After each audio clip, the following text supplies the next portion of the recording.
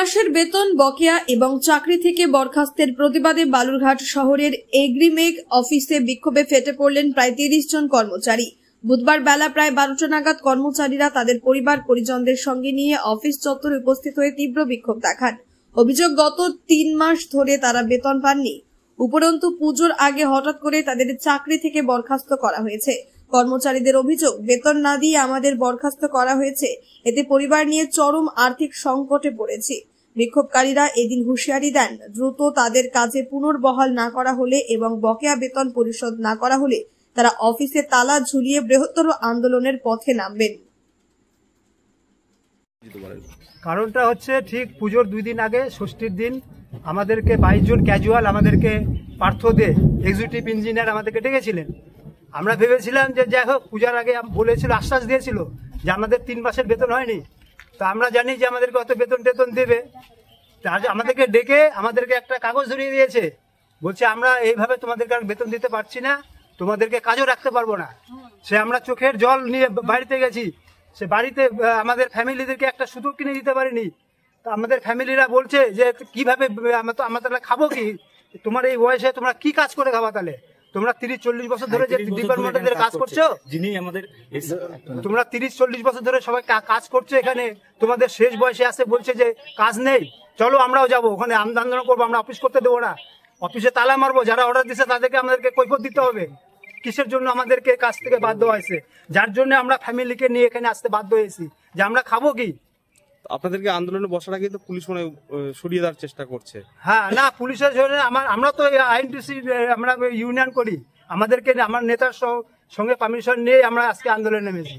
তো এখন কি চাইছেন? আর যদি আমরা চাইছি 3 মাসের বেতন সহ, আমাদের তো 60 বছর হয়নি, আমাদের এখনো 4-5 বছর করে আমাদের চাকরি আছে, কেন এইভাবে অবৈধভাবে আমাদেরকে কাজ থেকে বের করে দেওয়া হয়েছে? টোটাল কতজনকে বাদ দিয়েছে? আর 7 জনকে বাদ দিয়ে 7 জনকে বের করে দিয়েছে। ওদেরকে মৌখিক ভাবে বলেছে যে তোমাদের 60 বছর হয়েছে, তোমাদেরকে রাখা যাবে না।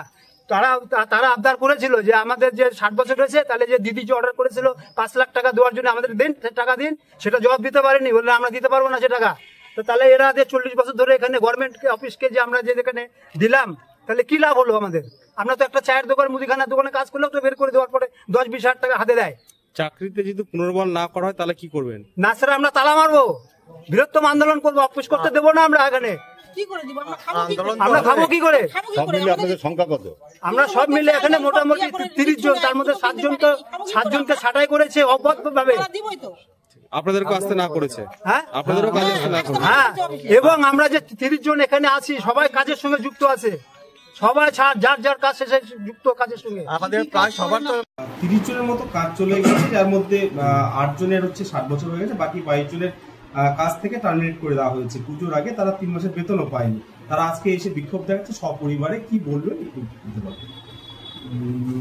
দেখুন, যেটা হচ্ছে, প্রথম যে 30 জনের কথা বলা হচ্ছে, তার মধ্যে অ্যাকচুয়ালি 8 জনের 60 বছর হয়ে গেছিল, সেই জন্য 7 বছরের পর তো আমরা সরকারি রাখতে পারি না, তো সেই জন্য তারা আগস্টেই বাদ হয়েছিল।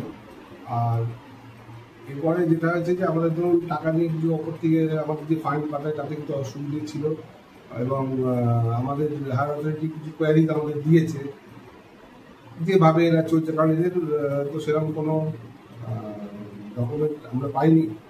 তো যাই হোক, এখন এই ব্যাপারটা পুজো, যেহেতু আমরা জানলাম পুজোর জাস্ট আগের দিন, ছুটির আগের দিন, ইমিডিয়েট আমাদের তো কিছু সেভাবে কিছু আমরা করতে পারিও নি, কিছু ভাবতেও পারিনি।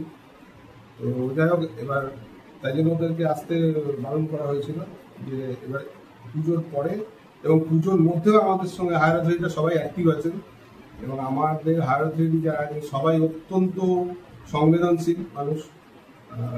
তো ব্যাপারটা নিয়ে আমরা আলোচনা করেছি আমাদের মধ্যে, এটা প্রসিডিওর কিছু আমরা আইডেন্টিফাই করেছি কীভাবে কী করা যায়, তো সেটা নিয়ে আমরা পরবর্তী 2-1 দিনের মধ্যে প্রসেস করবো। আজ থেকে চালু হবে, প্রসেস হয়ে গেছে অলরেডি আমার এখানে।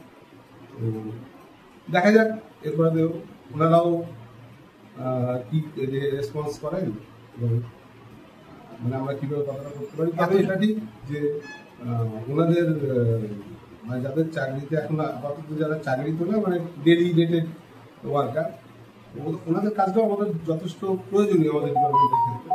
এবং এটা সবাই জানেন।